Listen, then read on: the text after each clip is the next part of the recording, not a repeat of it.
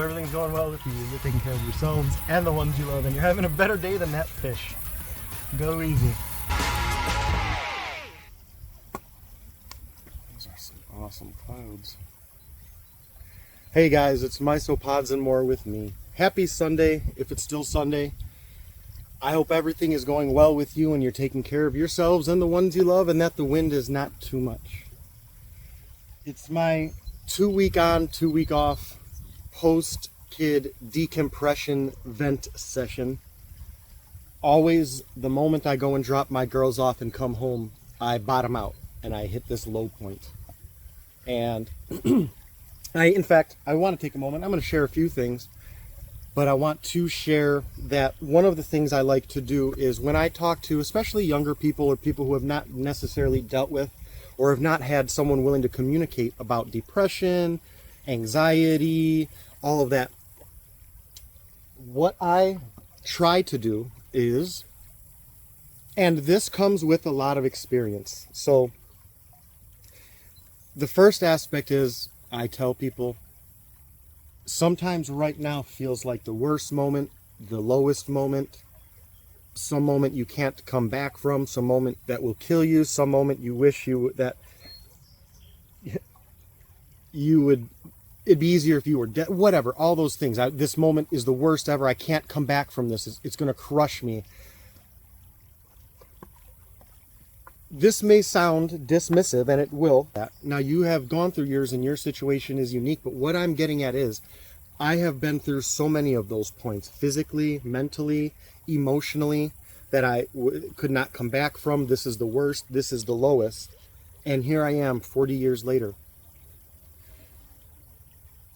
So sometimes simply taking the time and saying, yeah, it does stink, this is awful, I don't like this right now, but I've done this before. I've thought before this is the worst. I've thought before this is insurmountable, but I'm here and I've mounted up and gotten past that. Now, that may be something that comes with experience when you're older like me and have gone through a lot. But if you have not gone through that experience, try to take some solace in that. And I don't mean it dismissively. I mean it in a way that should promote camaraderie or link us. We have gone through hardships and survived them, and that's very important. And the other aspect of that I try to tell people is to, in those moments, try to focus on I oversimplify this, but I try to sit there when I'm in these moods. I stop myself, say, Steve-O, something's wrong with you, obviously, because normal Steve-O does not like to sit there stewing. Not especially, you don't like to sit, you don't like to stay inside. But all you want to do, Steve-O, is sit inside, stay there and stew and go through these thought cycles.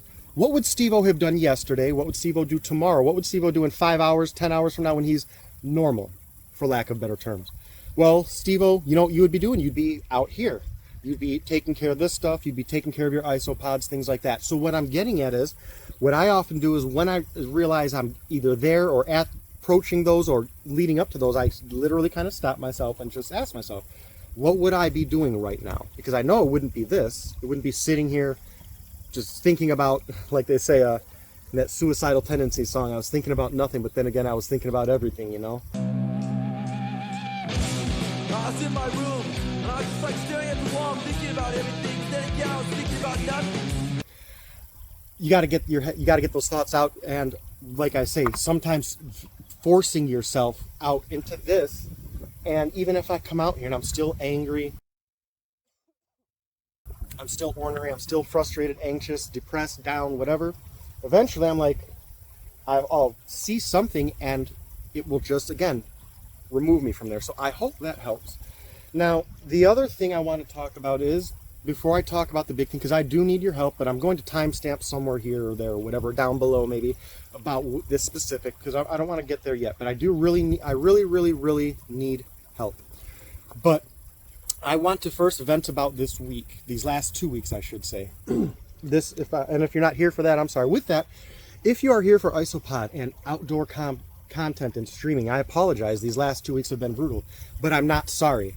And the reason is I spent that time sacrificing for my kids, which is what I'm going to talk about now. These 2 weeks have been brutal, and and exhausting. And I often talk about facets. I'm not complaining, as that is a facet of my children, and I often say to people who are willing to listen that it's important. I say about different facets and different perspectives. So let me backtrack a little bit. I won't use my kids, but people will often view things as, people like me will view something as a cost to what I want. Whereas some people will view that same thing, a different facet of it, that same thing, they will view that as a obstacle that is insurmountable and stopping them from getting what they want. It's too hard. It's not convenient. It's not easy. With that, I always say, what's quickest, what's easiest, what's cheapest, what's the most convenient is not always what is best, what's optimal, what you should choose, anything like that. It's not the best value. Those are different things, and we often conflate those. So let's say I see a job that I want, okay? And you see that same job, and I'm going to take a sip of water before I go on about this. Heard a cicada. We both see that job and want it. Now, me being the lazy sot that I am, I look at that job and say, okay, well, they want me to work 45 hours a week and I only want to work 40. They're going to drug test me and I don't really want to stop smoking marijuana. And I have to have a suit and be at the office 5 days a week instead of working from home. I don't want all that. And then you have you who says, okay, well, if I get that job, I have to stop smoking marijuana, and maybe I already don't, but let's say I do, so I'm going to quit because I want that job. And I have to go out and buy and wear a suit. That's expensive. But I want that job. And I have never worked 45 hours a week, and I've never worked 9 to 5 Monday through Friday, but I want that job. Now, so if you look at that dynamic, you will get that job because you're looking at those things as the cost to get what you want, where me, I'm looking at it as a reason to not get what I want and settle for something arguably less that I don't deserve, under the premise that I deserve it, where I don't. If I'm not willing to do those things, that's my conscious decision that I don't want, deserve, or need that job. So with that, I suffer a lot for my kids, and sometimes I will sound like I'm complaining, like I don't like it, like I'm miserable, and it's not. I'm venting and just letting you know that this is my price. I'm willing and want to pay for the happiness and future of my children's, the self-gratifications I'm willing to defer now till later so that my kids can have what they need. Some people will say, I never want a kid because I will have to do all of that. Some people have kids and don't do all of that. And I think that, again, I don't think there's anything wrong with saying that's not for me. But if you're going to do it, you got to make sure you commit to it. I'm going to walk off and cough again, take another drink.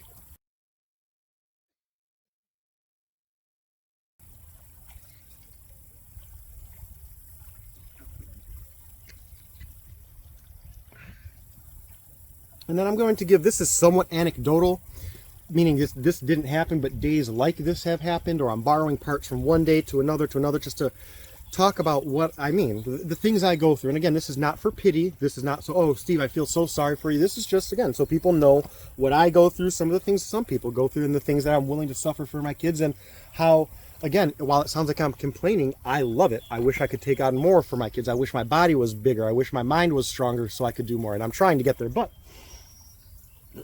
the other day, for example, now it's summer. We have kids. I have my neighbor's kids spending the night, and nephews spending the night. My kids spending the night. It's summer. It's hot. I have to get dinner. Trying to do dishes, but I can't make dinner because I didn't do dishes because we went to the pool one extra time yesterday, and I'm exhausted through the day. I don't deal well with the heat, which is why I love the winter and can't wait for the winter. The heat saps me. I'm not built for the heat, the humidity especially. So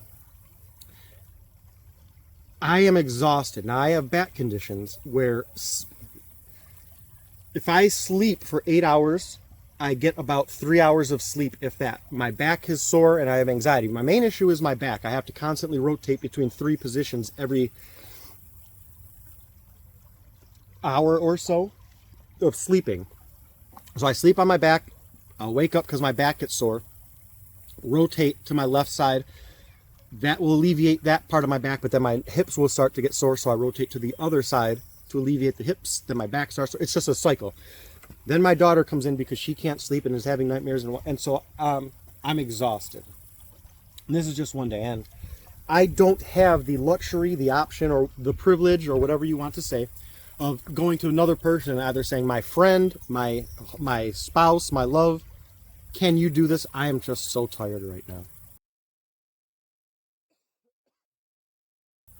So on days when I had no sleep and it's a school night, a school day, and it's 5 in the morning and I haven't slept at all, my back is sore, and I have to start getting up in an hour to get my kids ready for school. I'm exhausted at my wit's end. I don't have the option of just saying, can you take care of this for me today? I'm just tired. Whether I'm sick with COVID, the flu, my back, my anxiety, or nothing, my options are the same. I have to get up and operate at 100%. I have to act as if nothing that is wrong with me is, and go about doing it. And it's hard. But again, that is not something I'm complaining about. That is awesome. I wish I had more kids that I could suffer for. I'm exhausted. Now, that is about that. Now, couple of that with what I'm going to go to. And we're going to go back to my father. And this is what I need help with. Because in a few of these vlogs I've talked about how things have gone. And I've used in a separate analogy the 1,000,000-mile example, where if I have a trip that's 1,000,000 miles and I go start at the bottom, my first 5 miles I hit a stop sign, next 5 stop sign, 15-mile marker, stop sign, 20-mile marker, stop sign. Every 5 miles I'm hitting a stop sign. Again, this is 1,000,000 miles, not really, accurate, but when you hit the 500,000 mile mark, do you know, what point do you start saying, I just know there's going to be a stop sign every 5 miles? And at what point do you stop or start hoping there's not going to be, even though you maybe can see 100 miles and all you see are the stop signs, maybe the 105th mile, there are no stop signs. I'm going to cough again. So, I have been dancing that dance with my father. And oversimplifying, the way it has gone is me saying, Dad, I want to meet with you. I want to see the kids. I want to see what's been going on, talk about sports and life and the Red Wings and your boat and fishing. And his response would be something like, I don't want negativity and people who want to bring up old drama and be negative and so on and so forth. To which my response would be, I understand that. I don't want any of those things. Again, when I'm saying, and my message and my words that I'm hoping you're hearing, not saying this, I wasn't saying it belittling, but again, are very simple. I love you, Dad. You're my father. I hope everything is going well. And I just want to be able to talk with you about the Red Wings, hockey, maybe the Tigers, your boat, family stuff. We don't have to talk about your health. Again, my father's going through cancer, and if he doesn't want to talk about it, I don't want to. To which he would then respond, I don't know how many times I have to tell you, Steve-O, I don't want people like you who are always negative, bringing all these things. You said these hurtful things. Now, I want to bring happiness to my father, who is going to be passing of cancer. I would like him to see his grandkids who he has not really seen. That's all I want. If I wanted to make my father feel bad, I would leave him voicemails, messages, all these things to say, you did this, this, this, this. I don't. But I also now took a step back, and again, looking at my dad's position, if this is our trip and he's here and Steve-O's been beating him up all these years, right or wrong, because we've had talks where I've said things that have hurt him, but I started to understand, you know what, maybe it's better for me to step in, because what I want is my dad to have peace and love, solace in his heart, whether he dies or not. Hopefully the cancer goes and he lives to 150. I'm going to cough again. But if that's not the case, I want him to have joy and love. I don't want him to roll his eyes or get that tense and here goes Steve again. What's he going to say? How is he going to do it? When is he going to do it? I'm not going to, but I understand his position, and it took me a while. And it's very hard to navigate that kind of rejection, because I often say, I struggle where people will say, Steve, I know you. I know how you feel. I know what, so much so, Steve, I know what you're saying you don't mean. And I wish I could literally just kind of hit a life pause button, rip out my thoughts of my heart and rip out the thoughts from my head, mush them together, and just smush them into your ears so you get it. Again, not my word, not like just so it's there, but whatever my issues are, I said, my brain is broken and I don't talk that way.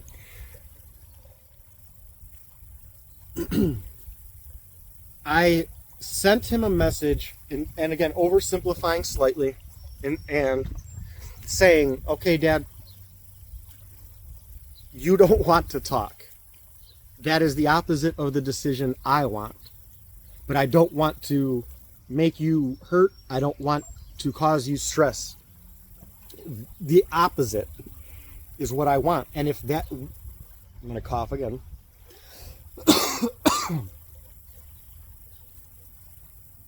And if me leaving and no longer sending you these messages is what will make you be happier and have less stress and less anxiety, and that's fine. I love you. I'm no longer going to reach out. It's not what I want, and I wish I had not said the things I said to you, and I wish I didn't do the things I did that hurt you so much so that you can't see me in another way. So, goodbye. I love you, and I hope everything goes well. And I hope that and I think this is one thing that and again, I'm paraphrasing this. I don't know the way I said it, but I just in essence said, what I said is not who I am and not what I feel and not what I would say today. I wish I could undo those things or say them in a way I meant them or not say them at all, but I can't. And if there's one person who should know what it feels like to not be able to go back and undo the things they wish they did, unsay the things they said, and treat people differently, it's my father. It's you, Dad. I hope, because you asked me to do that. You asked me to forget all those things that I cannot forget. I will never forget. But you're asking me to forget them. So while I can't, I'll put them aside. And I didn't go into this because, again, I'm kind of over elaborating. But what I did say was, if there's anyone who knows about, kind of wishing they could undo things or unsay things or do things different, it's you. And that's how I feel right now. And I love you. I'm going to cough again.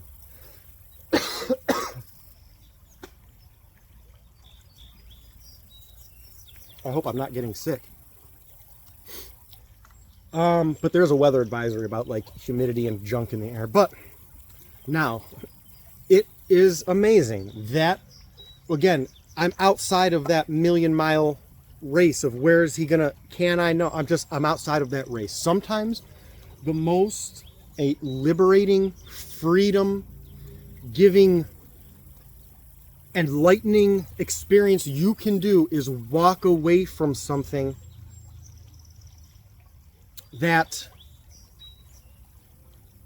is a negative sink, meaning I say you suffer for the people you love. I would do all of those things for my father if eventually I knew my father would maybe come to different terms, but I don't think that, so those are the things. For my children, I suffer the lack of communications, lack of maturity, experience, and understanding, because I love them and they're going to get there one day. And I'm going to cough, hopefully one more time.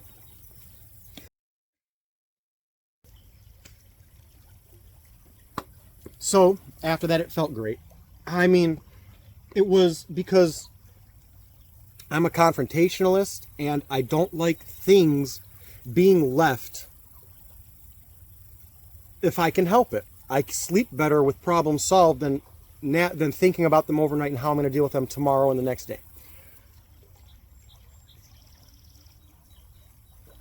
It was nice just like I say, so having walked away from it, that feeling of, I say, it's that freedom where I would do X, Y, Z, A, B, and C for them, but that will never be enough and not be enough. And not only that, A through Z will never be enough. So again, once you can see that and walk away from it, honestly saying, not that I want to, and if I didn't have to, I wouldn't, but that is the reality of it. That's pragmatics.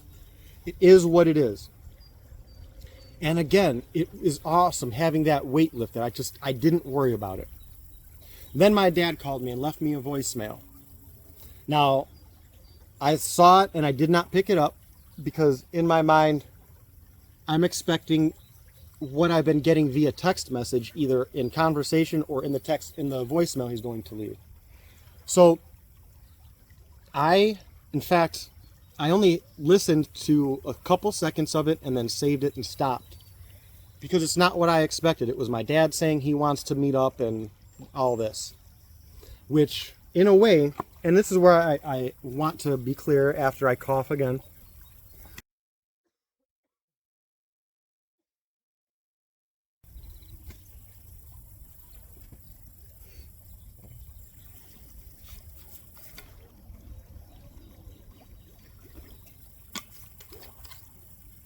What a lot of people fail to clearly be aware of and be cognizant of and understand the depth of is that in a moment, you can be mad, irate, angry, frustrated, annoyed, but not angry, frustrated, annoyed, and all that other stuff at a person. And I explained that a lot in fact, just today, my daughter spilled milk, which bothers me because it's not like it's water where it just dries. I got to go about all these things in the middle of the day, making breakfast, packing for them to go again. Like I say, all these things. Spills milk and I got to go clean it up.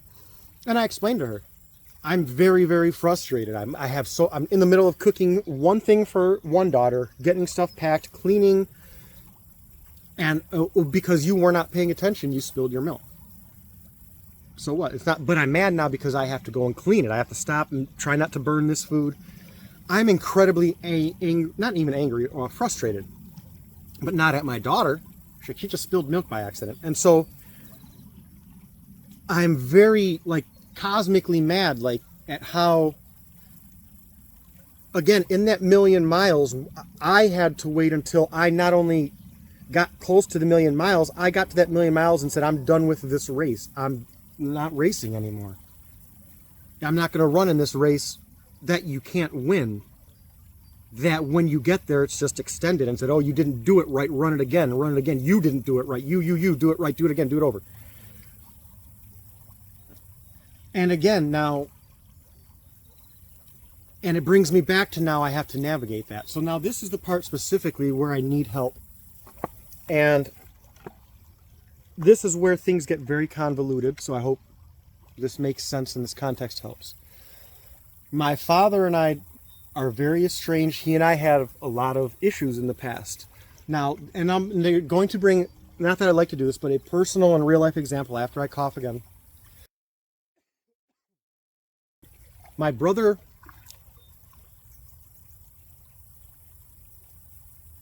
something just jumped and went down somewhere right by me. I'll use two examples. My brother and my father's brother. They don't talk to my father, and it's because of my father, for all intents and purposes. But my point is, and this is important, and this is not anecdotal so much as real, but so my father has a boat. I don't have a boat. My brother has a boat. My father does not want to have anything to do with my brother, but what I may have a tendency to do is say, hey, Bob was talking about the boat, and, I was thinking about you, and to where now, at that point, me bringing up the only link I know to boats, innocently, my dad misconstrues as you bringing up your brother again. Or when I say, yeah, my uncle invited me to that party. Are you going on the whatever date? Because I got an email from my family member, his brother, and I don't know, because I don't talk to them, they don't talk to him either, and he doesn't talk to me. I don't know what's going on. So if I ask, are you going? I'm asking because it's family and I want my dad to be there and maybe my daughters will be there. He has the potential to say, oh, here goes Steve-O again, Not only did he bring up Bob, he brought up my brother. All Steve-O's doing is rubbing these things in my face, where in my perspective, I brought up a boat and a family event. He sees my brother and his brother. That is very hard for me, because then I start thinking and talking like a robot, or about nothing, which is not bad, but it's not natural to me, and it comes out.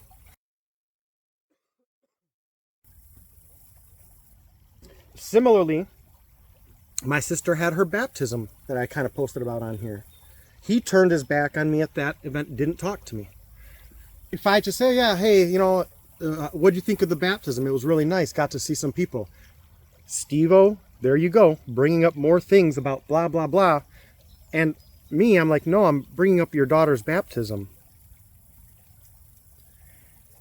I don't know how to navigate that. It's very hard for me to be conscious of all of that, because I don't feel I should have to, because there is a part of me that says in my brain, and help me out here, if I'm going to say, hey person, I was thinking about you because I saw this, and you say, I'm mad at this now and you're a bad person for reminding me of that, that's you. That is not my problem.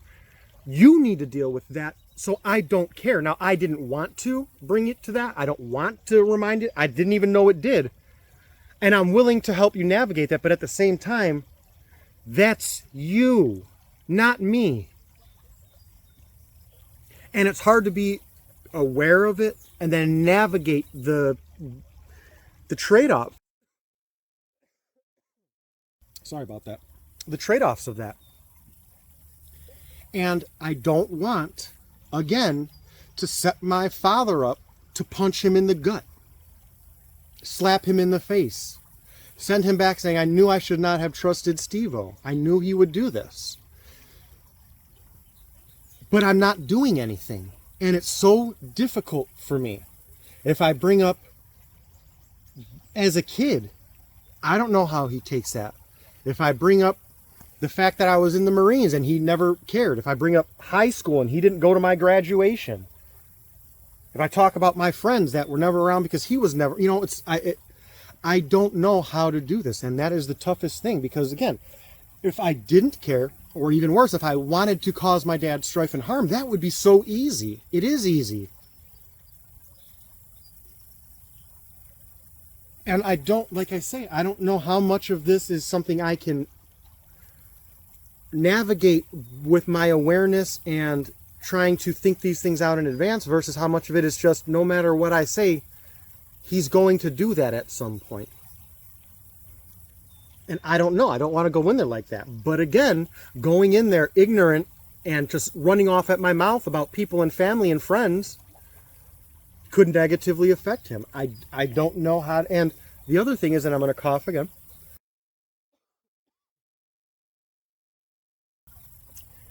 me, again, and I say this not hypothetically because it's happened. So me even trying to proactively bring this up, saying, Dad, by the way, if I say something like this and it makes you feel like this, no, I meant this, not that. And he'll say, oh, here you go again with the negative. And I'm like, no,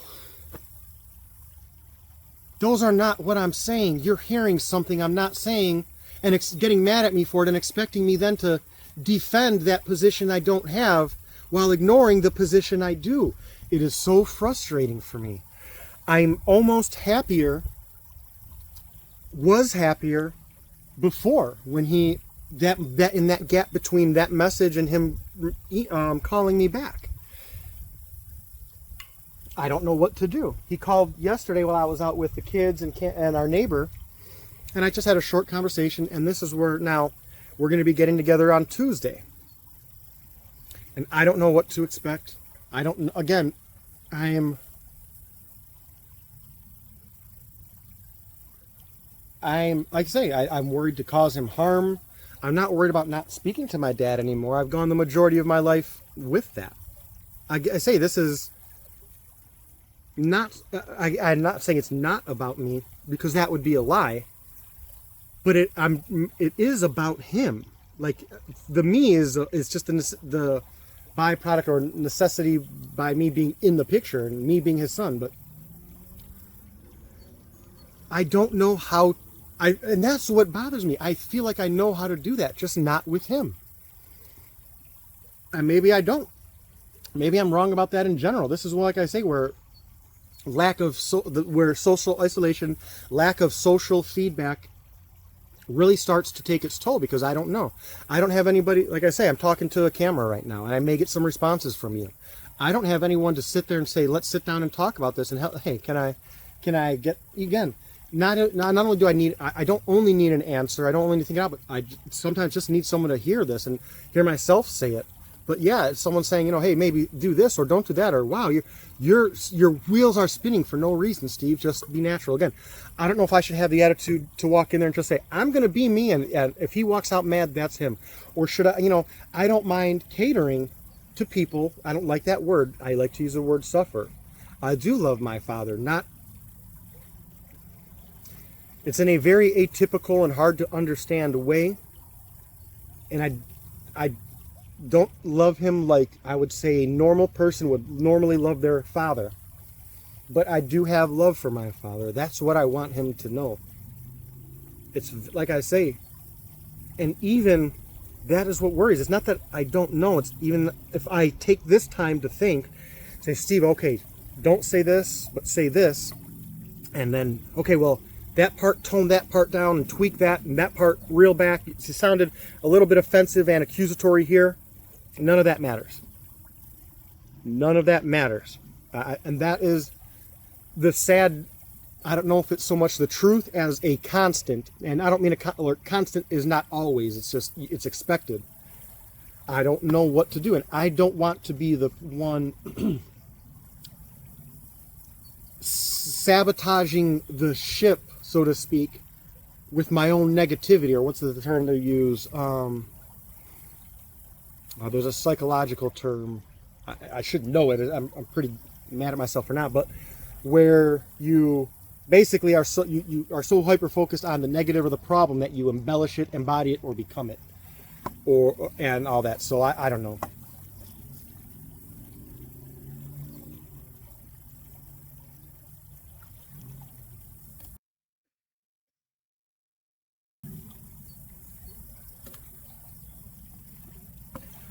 Well, I'm about done.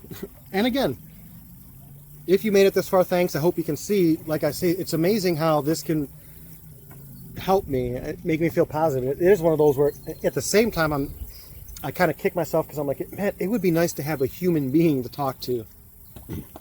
But that ship has sailed, so let me know, give me some advice what I should do.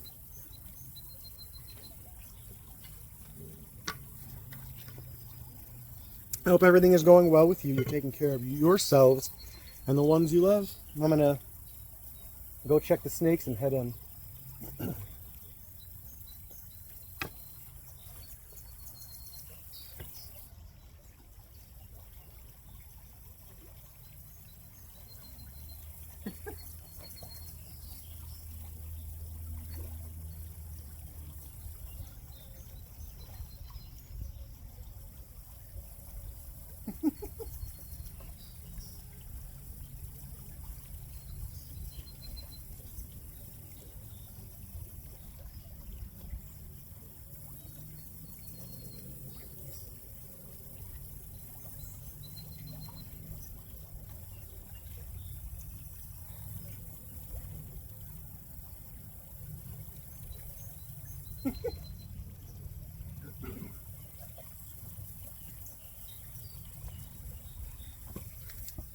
I don't know what's going on here.